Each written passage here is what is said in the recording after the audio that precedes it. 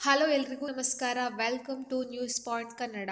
ನೀವಿನ್ನು ನಮ್ಮ ಚಾನಲ್ನ ಸಬ್ಸ್ಕ್ರೈಬ್ ಮಾಡಿಲ್ಲ ಅಂದರೆ ಈ ಕೂಡಲೇ ವಿಡಿಯೋಗಳಿಗೆ ಕಾಣಿಸ್ತಾ ಇರುವ ರೆಡ್ ಕಲರ್ ಸಬ್ಸ್ಕ್ರೈಬ್ ಬಟನ್ನ ಕ್ಲಿಕ್ ಮಾಡಿ, ಹಾಗೆ ಪಕ್ಕದಲ್ಲಿ ಕಾಣಿಸ್ತಾ ಇರುವ ಬೆಲ್ ಐಕನ್ನ ಕೂಡ ತಪ್ಪದೆ ಕ್ಲಿಕ್ ಮಾಡಿ.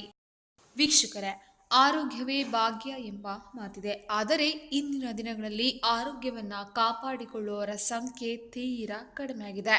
ಅದರಲ್ಲಿಯೂ ಇಂದಿನ ದಿನಗಳಲ್ಲಿ ಹೆಚ್ಚಾಗಿ ಎಲ್ಲರಲ್ಲಿ ಕಾಣ್ತಾ ಇರುವಂತಹ ಒಂದು ಸಮಸ್ಯೆ ಏನಪ್ಪಾ ಅಂದ್ರೆ ಅದು ಕೆಮ್ಮು ಮತ್ತು ಶೀತ. ಇದರ ನಿವಾರಣೆಗಾಗಿ ನೀವು ಮನೆಯಲ್ಲೇ ಯಾವ ರೀತಿಯ ಮದ್ದನ್ನು ತಯಾರಿಸಬಹುದು ಎಂಬುದನ್ನು ಈ ವಿಡಿಯೋದಲ್ಲಿ ನಿಮಗೆ ತಿಳಿಸ್ತಾ ಇದ್ದೀನಿ. ಬನ್ನಿ ನೋಡೋಣ. ವಿಧಾನ: ಬಿಸಿ ಹಾಲಿಗೆ ಅರಶಿನ ಹಾಗೂ ಕರಿಮೆಣಸಿನ ಪುಡಿಯನ್ನು ಹಾಕಿ ಕುಡಿಯುವುದರಿಂದ ಕೆಮ್ಮು ಹಾಗೂ ಶೀತ ನಿವಾರಣೆ ಆಗಲಿದೆ.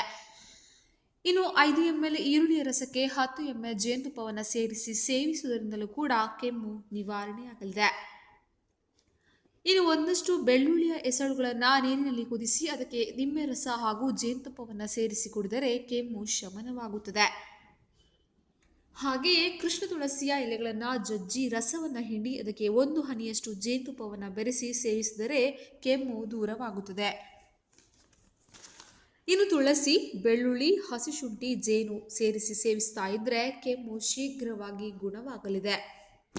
ಜೇನುತುಪ್ಪದಲ್ಲಿ ಶುಂಠಿ ರಸ, ಈರುಳ್ಳಿ ರಸ, ತುಳಸಿಯ ರಸ ಇವುಗಳನ್ನು ಸೇರಿಸಿ ಕುಡಿಯುವುದರಿಂದಲೂ ಕೂಡ ಕೆಮ್ಮು ನಿವಾರಣೆಯಾಗಲಿದೆ.